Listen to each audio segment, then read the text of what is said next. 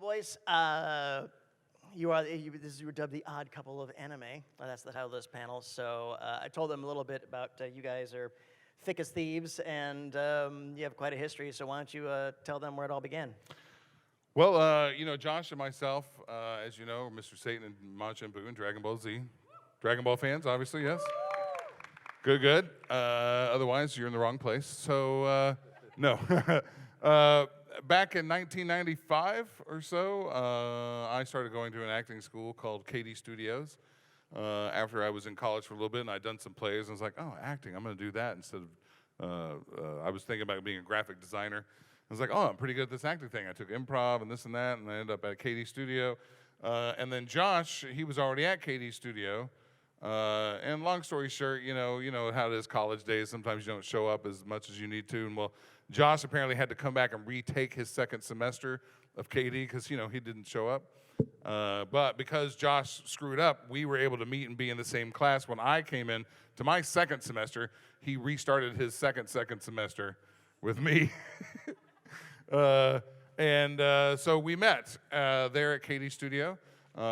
Soon after there, we graduated, and Josh and myself started putting together with some friends of ours some comedy troupes. Sketch and improv comedy was kind of our thing. We want to kind of be a little SNL, a little bit Whose Line Is It Anyway, except we were going to cuss and stuff.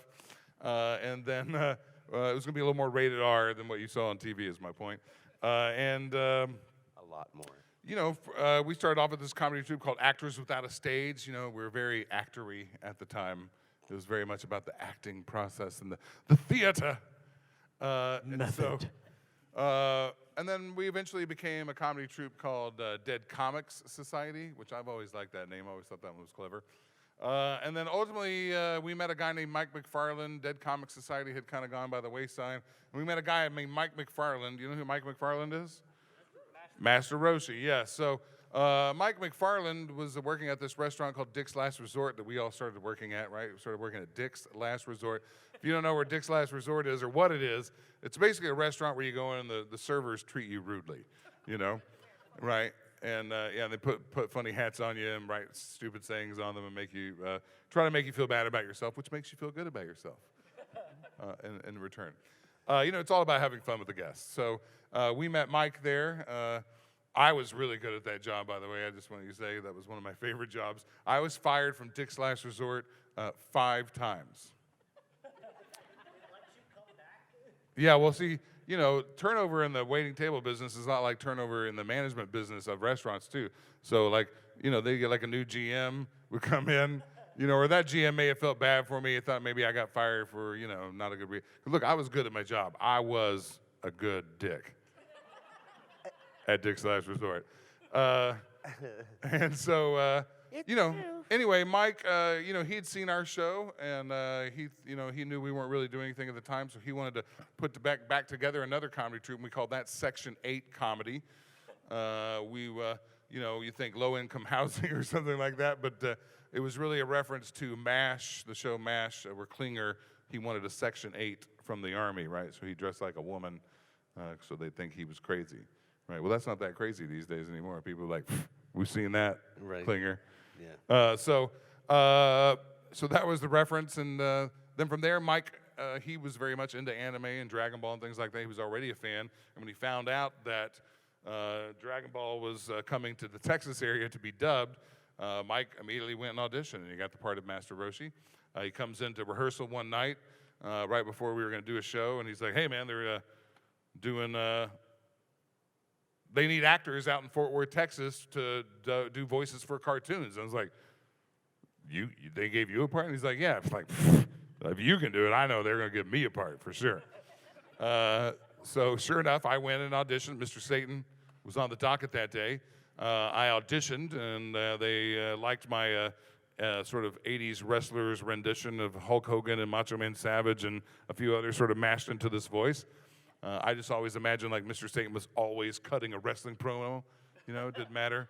Let me tell you something there, Mean Gene, kind of thing. And then I got the part.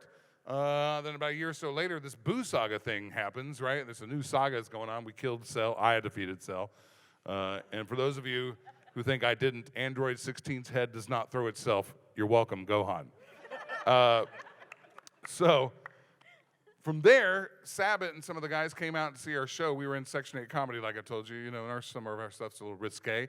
And Josh here, I'm going to let him kind of finish the story there, but Josh created a character in our show that we deemed, basically, you all know the Pillsbury Doughboy, right? Well, we made him into a gangster rapper, and we called him the Pillsbury Homeboy. And Josh, I'll let you take it from there. Yeah, so instead of, nothing says loving like my crescent rolls. I did. Nothing says loving like the blunts I be puffing.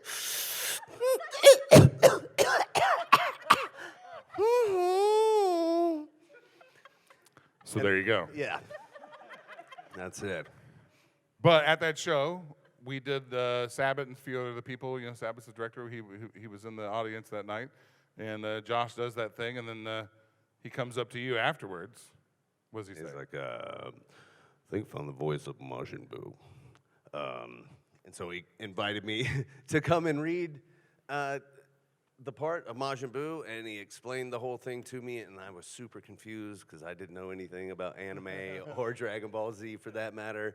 And but I just tried to keep up. And 3 days later, or 3 sessions later, should I say, I was convinced that I think they're gonna keep calling me back. Josh thought he was still going into audition, right? And they were actually paying him already. Sure. And it took him a while. He's like, really? Just because it was in the beginning, Boo doesn't say a lot. He has just a lot of cooing and I'm cute, right? So Josh's like, man, they can't be paying me for this, you know. But sure enough, 20 years later. right? And then I remember not too long after that, you know, Mr. Satan goes in and he tries to convince Boo that he's like, I'm going to take care of this. And who knew it would be so easy? Like, hey, Boo, stop killing people. He's like, well, I didn't know that was bad. Bobby told me it was good, and I did it. But if it was bad, I won't do it anymore. I'm like, score. I win.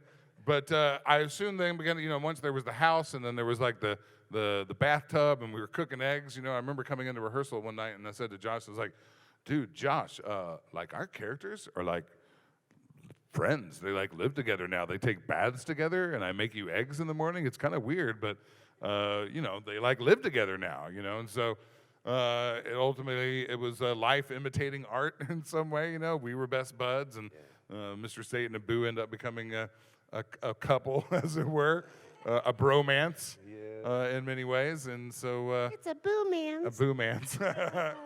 All right, I liked it. I like it. Trademark. And so that's kind of our story. You know, we met many years ago back in the acting school days, and you know, kind of stuck together trying to do comedy. You know, in between all of that, Josh also went off to be Barney the Dinosaur. The live stage tour, one of the first gigs he booked out of acting school. And so he was kind of gone for a little while here and there between and all that. But yeah, my best friend was Barney. Not something I really told people for quite a long time, actually. Now it's cool to say that. Right? Nostalgia. Right? People would smack me like, what's wrong with you? Barney the Dinosaur, get out of my face. No, really, for sure. I did not lead with that often.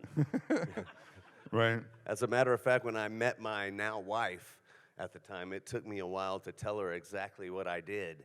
And because I just told her that I was in entertainment, and I had some of my little friends that played Baby Bop and BJ, young people, her mind wandered about what kind of entertainment I was doing with little people.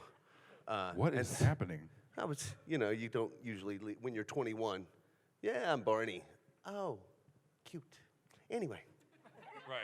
Right. You weren't saying that in the bars to, like, you know, get a little action. No. People were like, excuse me? Goodbye. So, but later on I told her, and then everything fell into place for her.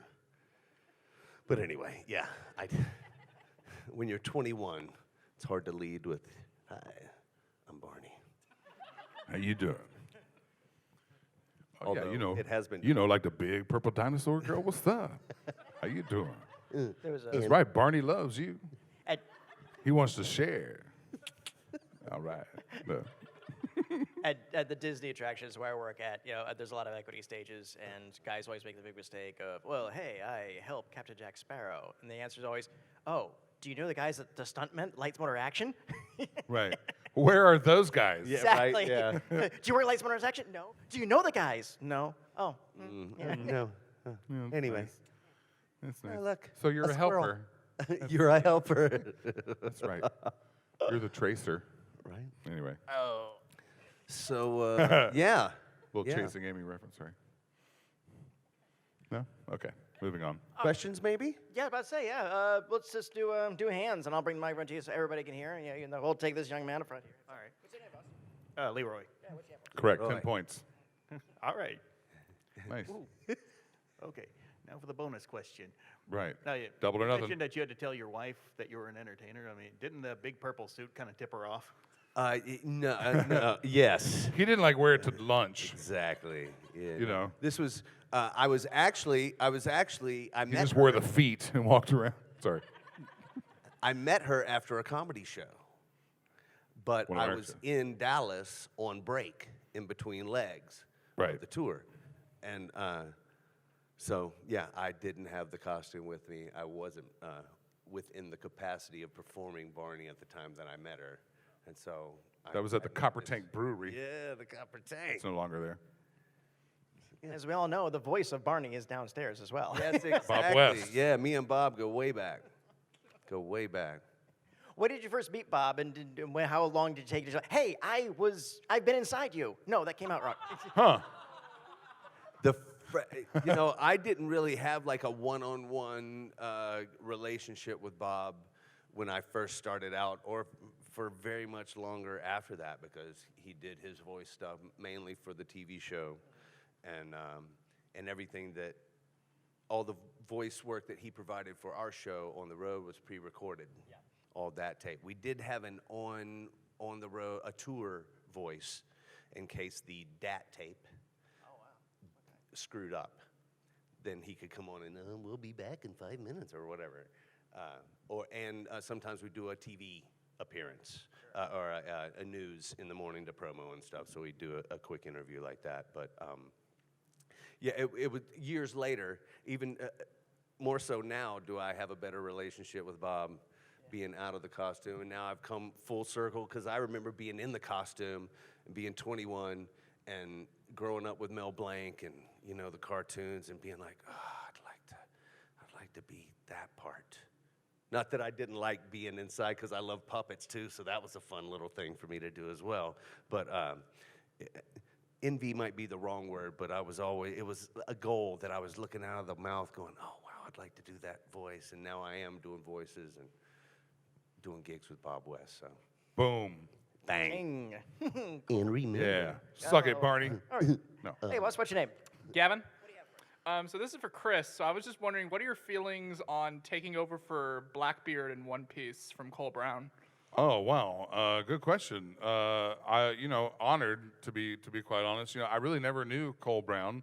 I was aware when he passed away, and it was fairly somber around the offices at that time. But One Piece is now back. We're dubbing it again. They're really going full force with this, because I think there's some sort of ideology there that we can catch up. And I'm like, can we? But that is the attempt, at least, that's taking place.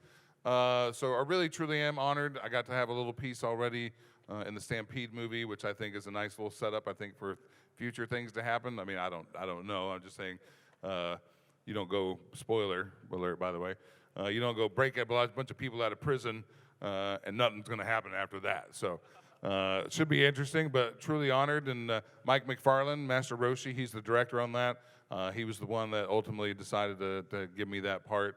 And so I appreciate Mike for doing that and trusting me to pull it off. And, I've always had a good ear for those kinds of things and being able to mimic stuff, but at the same time, you still kind of got to make it your own, because, it is you, it's your voice. And it's been fun. It's been a nice little challenge to bring something to that character. So thank you.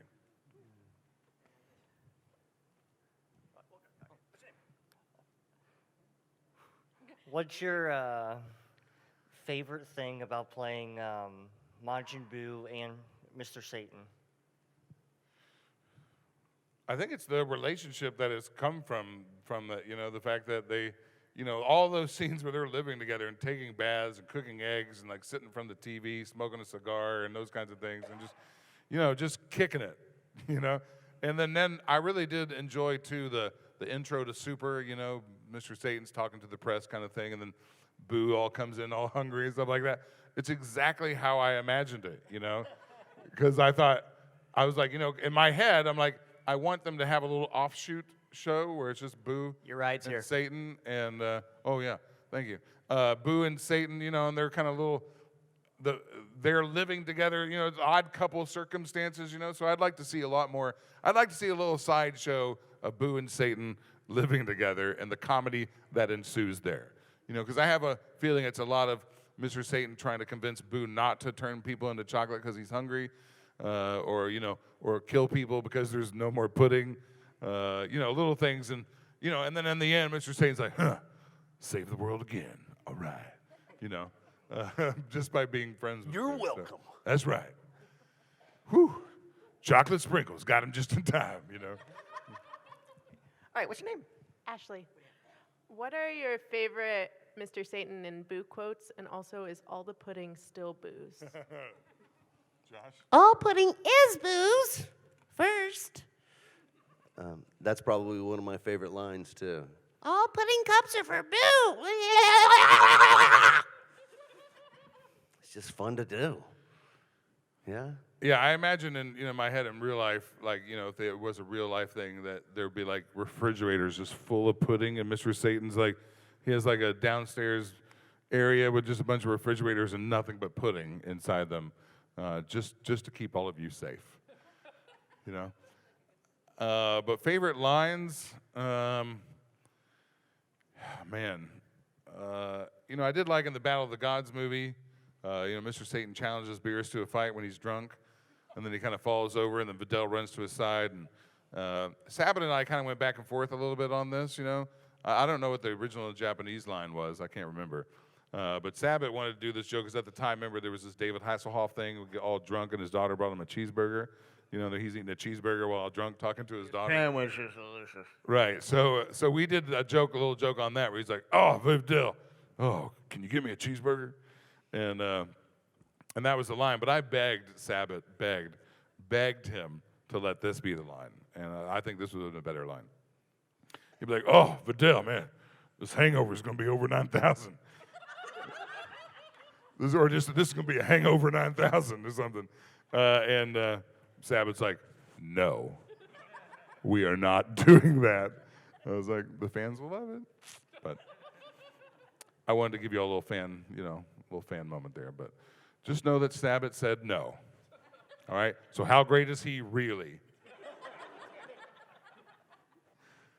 There you go. More questions? Yeah. What's your name? Sabrina. If you could voice any character from DBZ other than your own, who would you pick? Take all the characters Sabat does. Be Vegeta, Piccolo, and who else? Yamcha, brah, and stuff like that. Mr. Popo. No. I think the most fun would probably be Vegeta. I just like his really bad attitude. And I often have a bad attitude towards things, so I think it would come very natural to me. Yeah, probably Vegeta, for sure. I'd do Mr. Satan. Oh, yeah. Well, I'd say Boo, but I can't do that, Can't get, Boo like chocolate. It just sounds terrible. That was great effort. Yeah. You know what? Okay, what's your name? Jonathan. What do you have for us, Jonathan? I was gonna see, can you guys do like a improv comedy between Boo and Master Hokyo? All right, where are they? Um, Give me a location where two people could meet. Starbucks. Starbucks. All right. Listen up, Boo. I only got $20, so don't get anything too crazy. What do you want? You want a venti caramel latte? Boo want chocolate. Okay, well, hey, buddy, we need 2 chocolate croissants That's right. That's French for crescent roll. Boo want pudding. I don't think they got pudding, Boo. Mm, Hey, Boo you got that? want pudding. Hey there, millennial person. I need you to go get some damn pudding or everyone's going to die. Boo turn you to pudding and eat you. Run! And scene. There you go. Thank you. You boys. And that was, and thank you. And that's how the anime would go. Candy. Sweet. Sour punches. Who's got it? And I'm gonna make that the last request for the test. So, all right. Any more questions? Questions, Anybody back questions. here? Back here. Going once. Going. We will just end this panel right now. Twice. We wanted them to do karaoke. Oh. We'll come in. Got her. Nailed it. Let me ask you. We're this. just going to start asking you guys questions. What's that, Patty? Yeah, wait, we can do that too. Let me ask you this: when you guys jumped on board with the anime world, when did you suddenly realize that, oh wow, this is like a thing, isn't it? Isn't just some side thing? Like, what was your first like real big fan experience? Well, my first experience in the like kind of realizing like, oh, this is something. Score Entertainment, made like the card game and collector card series and stuff. And then when they first did that, they hired a bunch of the voice actors to come in and do a signing for all the cards, right? So this was my like first ever time that somebody like wanted me to sign my name for anything, for any reason. So, and then they gave me a really nice check to do it. And I thought, huh, really? You're gonna give me all this money just to sign my name? And then I remember too, Chris Sabat, he gave me a little piece of advice. I used to like sign my name like CHRISRAGER. You could see all of it all in cursive, very nice signature. And Sabat's like, oh man, you're gonna have to shorten that shit because you're gonna kill your hand after a while, So now, and he was right. He was right because I was like, oh my god, I sound like 600 of these things, right? But so now it's just like a CH and an RG, and that's all you get, right? It's squiggly lines. Josh, how about you? I think about that time, probably when they took us out on the Hummer tour. Yes. And Soon back after. in around 02, 03, they wrapped an original Humvee, military grade, Yeah. with Dragon Ball Z logos. And Sonny Strait drove it He in did. the beginning, Krillin. and then Adam Sheehan wrapped it up. Yep. And they would fly a couple of us out every weekend to meet up with the Hummer, and we'd go to a comic book store and an appearance. And this was before conventions are what they are today. No doubt. It was cool, but I think when we went to San Diego Comic-Con, it was already known to be something good. It wasn't as big as it is now, but there was a lot of people there to get our autograph, and I was like, Wait, you got to go to San Diego? I did. It was, Bullshit, man. I didn't get to go to. San it was Diego. me. I think it's me and Sonny. No way. Me and Sonny, or maybe me and Damian Clark. Oh, that's cool. Dame, I had to go to Right. San Diego. It was with somebody Damien. good. Nice. What's the craziest thing booth story you could share with us in front of a general audience and without anybody getting sued? Booth. Tales from the booth.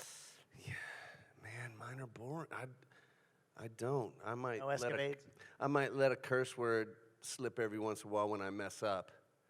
But yeah, So when you mess up, do you curse in Boo's voice? No comment. yes, I'm sure it's recorded. Come to my table. I'll do it for you. Yeah, but nothing crazy on mine because I don't get to say a lot. And then yeah. I don't know. Some of mine were leaked recently and trended on Twitter for 2 days, and I still think it's hilarious. Because there was a scene in which Mr. Satan is in front of the press. It's a press conference, right? And he's only dressed in a towel. He's just fresh out the showers. And at some point, the towel drops, right? you know, it's like it's supposed to be this little embarrassing moment. Well, Chris Sabat and I kind of looked at each other and went, "Oh, you want to? Oh, okay, let's make it be funny, right? You know, because we'd make these little bombs for people. So the next guy, so the reporter on the next thing had to hear my little bomb, as it were, and well, we can't do that anymore. So that all ended after that. But Way to go, Chris. it wasn't me, man. It was Sean's. That was the worst one. Anyway, next question. Anyone in the audience going, okay, good. I'll stay right here. No problem. What's your name? I'm Cece. Do y'all prefer to do your live action, like actual acting, or do you prefer to do your voice acting? Huh. Man, that's hard to say.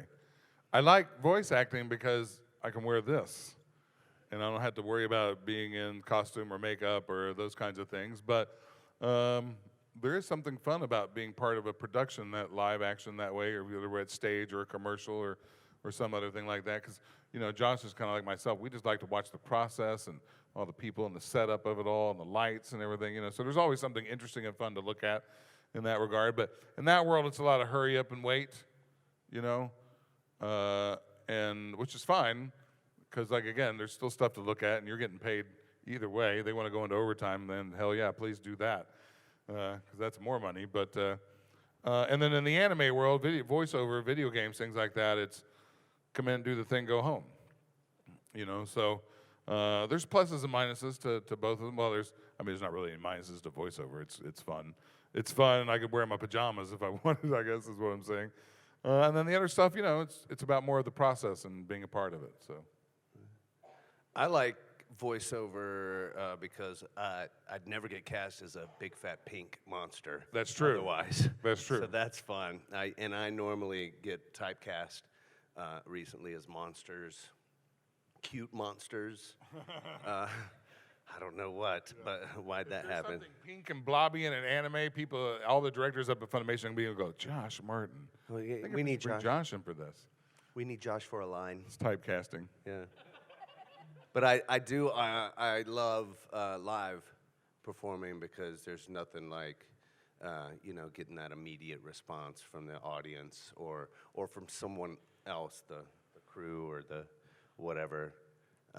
You know, for years before these cons were out, go in, do the thing, and then I don't know if anybody ever even watched it, much less what it looked like when it was done or whatever, until years later with the internet. And you know, I had my box of VHS tapes Right, with lined the, up, with the right? picture on the side. Those days Yeah. are over. But only my episodes. Oh, yeah? Only my Just the episodes, boo stuff? Sorry. But You know, yeah. If I were to pick a favorite, though, out of it all, I mean, those days of us doing comedy, being on stage, live on stage, doing improv, having that immediate reaction with the audience, that's the best. That doesn't get any better than that. You can do all the movies and all the voiceovers you want, but having a live audience and being on stage and laying it all out there on the stage and then going to get drunk after, basically, or just, you know, you just leave it all out there, you know, and that's really the best. That I enjoy the most, for sure. I'm in a Beastie Boys tribute band Yes. at present, so I really like to perform live. Definitely. Rhymin' and stealing, Rhyming and stealing, check us out. right? Yeah. They may be coming to your town. You never know, man. They play a lot of the House of Blues and stuff, and That's right. it's really good. You also check them out on the YouTubes, man. Seriously, you can't watch the Beastie Boys live anymore. God rest MCA soul, but you can see them. And I tell you, man, they got costume changes. They play live instruments and stuff. You know, it ain't no karaoke thing. They have an actual DJ who's mixing it live as they do it, and it's a damn good show. It really is. So check them out. Nice, friends. We got time for probably one or two more. Any takers? Going once? Going twice? I'll throw this at you guys. Shoot. This was. Do you ever have a moment you just waiting in line or something, whatever, and as a kid, just got on a Dragon Ball shirt or something this way, and you just spring the voice on him, just get a reaction, and the kid doesn't believe it's you? Yeah, we had a couple of those in New York, actually, you know, where it's sort of almost that moment where, you know, maybe they're still young enough, and then they hear the voice, and they have this moment like, cartoons don't speak by themselves? This guy does it? Whoa. And they have that, you know, like, they realize that there's just that moment that cartoons don't talk. People do for them, you know? It's for real? Exactly. So they do have this sort of like, I can't believe this is happening. My favorite is they usually walk by and they, look at me. Who's not a fat pink guy Right? Ugly. with whatever that is on your head. I don't even know what that is. See, Is it like an antenna? What is that on right? Boo's head? Yeah. Like, what's that about? And then I spring into the voice, and I always get.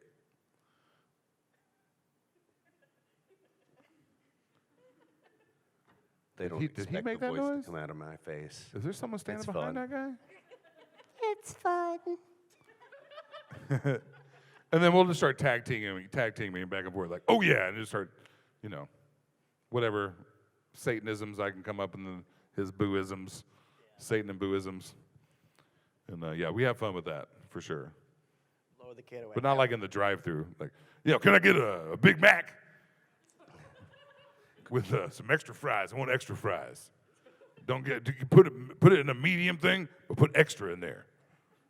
Chris will also, I tell on Chris will often, if we're in public or something, and someone is wearing a Dragon Ball Z shirt, he'll be like, hey, nice shirt.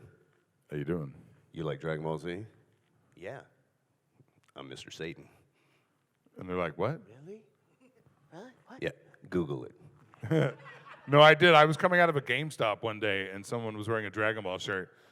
And I was like, hey, cool Dragon Ball shirt, man. You like Dragon Ball? And they're like, yeah, man, cool. I was like, hey, you got a phone? They're like, yeah, hey, look this up for me. I type in the name Chris Rager, R-A-G-E-R, and then he did. It's like, what does he say? I go, I go, who is that? He goes, well, that's you. I'm like, what does it say? And he's like, holy man, oh my God, man, you can't believe, like you have that little, just right outside of GameStop. I pull that inside the GameStop too. Now I got 20% off every time I go into GameStop. Shrewd. I don't know if that's real. I think it's because I have that little card thing. I'm not sure, but May just be. in my head, it's because I'm awesome and super famous. That's what it is. All right, boss, bring us home. I can attest to you that that reaction is genuinely real. Good. Because I swear, I saw Chris Sabat walking down the street on my way here. He had his hat on. I saw his beard, so I Right. knew it was real. Oh yes. And he was wearing he was carrying Subway, looking at his phone, just walking down the street. That sounds like Sabbath. And I freaked out. I was like, "That's Chris Sabat!"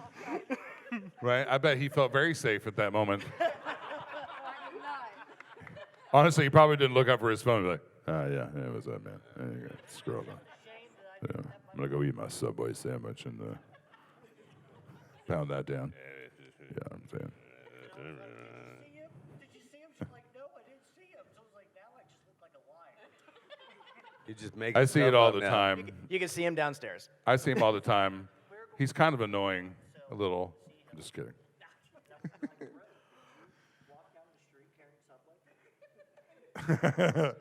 He's he's a human being, right?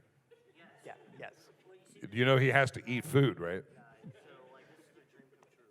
I certainly appreciate it, man. I really Thank do. you. I appreciate your excitement. Dragon Ball since the 90s, dude. It has been my life. Right on. Cool. Before we break up, guys, real quick, what social media outlets can we follow you on if we don't already? And if you got anything upcoming that you're allowed to share with us? Josh Martin Voice on Twitter, Original Boo on Instagram, Josh Martin on Facebook, Rhymin' and Stealin', Beastie Boys Tribute Band, everywhere else. .com as well. At Rager Coaster, like my last name, but like roller coaster, because I'm clever like that. And I also just like to implement my name into songs randomly, like Rager Coaster. Anyway. Ray-goodbye. Yeah. Ray-goodbye. Everything's gonna be all right. Ray-goodbye. Ray-goodbye. What was that? We're all stars now in the Rager Show. Anyway, I did that for a while back in the early 2000s and the late 90s, and well, this is what we got. Can you Rager tell Coaster. we were roommates then? Right? So at Rager Coaster on Twitter, at Rager080 on Instagram, Chris Rager, voice actor on Facebook, and I'm in a bunch of new animes popping up right now in simuldubs. No Guns Life, Cautious Hero. It's